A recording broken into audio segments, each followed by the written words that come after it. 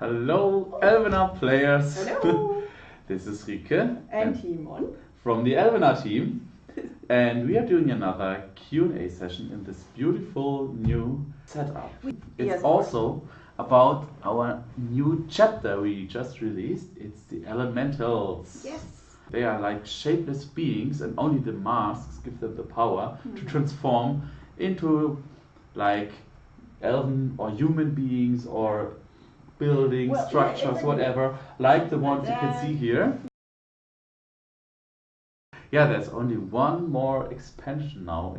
So some players are asking about why is it getting more and more difficult to get more space in the city. Well, there's one obvious answer. Of course, the game is getting more and more difficult over time, and the further you progress through the tree. They need around 2 years in average to reach this chapter. So thank you for everyone who is playing this game so long to reach this chapter. Of course, you can still get some map expansions from expanding your reach on the world map. If you haven't unlocked or completed too many provinces already. And to open the chest, you need a minimum amount of progress on the world map, like so and so many provinces completed. If you are well above this number, maybe at one point you will stop getting new map expansions, because that's like one of the reasons why you are doing this. No? You want to open the chests to get access to the new Tech 2 chapter, and on the other side you want to collect relics and you want to collect map expansions. So every chapter has, like from a balancing perspective, every chapter has allocated some map expansions from the world map, from your progress there, and you can still get some map expansions there that will increase your city size. And then some expansions to like a shrinking extent are coming from the tech tree, and this time there's only one more map expansion in the chapter. So it will be a bit tough, but be assured that's all considered when we are calculating the size of the settlement and so on. So if you worry that won't be enough space to build up the settlement and everything, if if players who played that far can't handle this, I don't know how they got there. It's safe to say this is the toughest chapter yet for a variety of reasons, and the map expansions is one of the reasons, but also we have included some other challenges, like the decaying Sentient Goods as the biggest new addition, and the new trader. What about free diamonds each day? Each day? Wow, difficult question. What can I say about free diamonds? Diamonds is the most exclusive resource in our game, and you will only get it on very rare occasions. So you get diamonds by playing through the quest lines. Every time you complete one of the chapter quest lines of the guest races, so from dwarves on, you will receive diamonds, and you will also receive diamonds by opening chests in the tech tree from the dwarven chapter on. We will always give out diamonds only for, like, if you achieved something big, right? It will be challenging to receive diamonds. Every day log in, like coins production, supply production. No, this is a very exclusive resource, and that you can buy it for real money. So of course, it's safe to say we cannot just give it out for free all the time, but we are considering ways how we give some of it for free, especially to players who play this game for such a long time and are like our loyal customers, if you want to say it like this. And we are investigating how we can give this without anyone being able to misuse it. Do you have any plans to improve a variety of quests and events? So we always try to find new quests, but in general it's actually a difficult thing, because we always need to find quest conditions that everyone can fulfill, no matter if it's a player who's playing for 2 weeks or a player who's playing for 2 years. Please reconsider the concept of sentient goods to decay, please. Actually, there are a number of reasons why we do this, and I can give you a few, but this is not a complete list.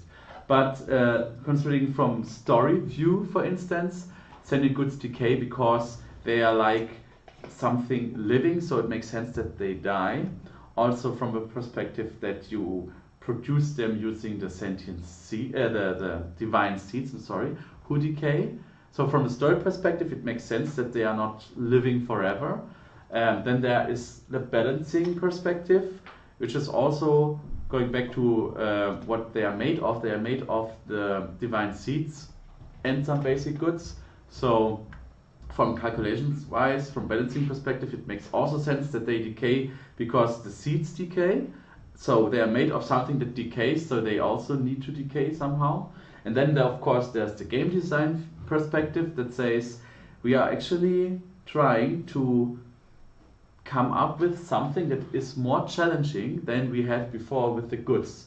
We are seeing countless accounts who have assembled like millions of goods of the really literally millions of marble steel planks and gems and elixir and whatever, and no matter which amounts you ask them to like pay to unlock a technology or to fulfill a quest condition, whatever, it's not challenging at all. The game, if you ask just for the old goods without any limits, it becomes very easy for them. So the idea of the decaying resources is that especially when you are just waiting for new content at the end of the tech tree, like the players in the latest chapters do, they just collect so big amounts, they pile up the resources, the goods and even the seeds and the mana.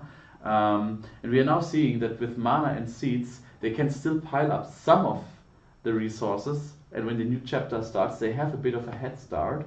But then after a short time, because of the decay, they are back into the designed challenge level, you know, which is actually quite important for. So what the decay does is it puts the players who are like most ahead more in line with players who are not ahead. The game is balanced to be just challenging enough for players who do not have to wait for new content. And now we have to take care of also players who are waiting for content. And mechanics like this reduce it and also make it more challenging. Asked, I'd like an option to mute or ignore neighbors who continuously post unfair traits which fill up pages of my trader. I would actually recommend to just use the filter system. You are not, most of the time, you're not looking for random offers. So what you can do is you just filter which goods you're looking for, and the trader should automatically sort the offers by the ratio. So the best offers are on top and the mean offers from some mean players are at the bottom. So actually, while it is unfortunate that some players do it, we also know that these offers also get accepted. So some players are in dire need for help, and they will also accept unfair offers. That's why we made it possible in the first place. You could imagine a trader where you only set the amount of goods you want to trade, and you cannot select different amounts for what you offer and what you get. We could also have done this, but we said no, maybe it's a nice option for some, and play with this around a bit. And when we use the sorting of the offers to make it clear for the players to find the best offers. What about upgrading our rewards with blueprints?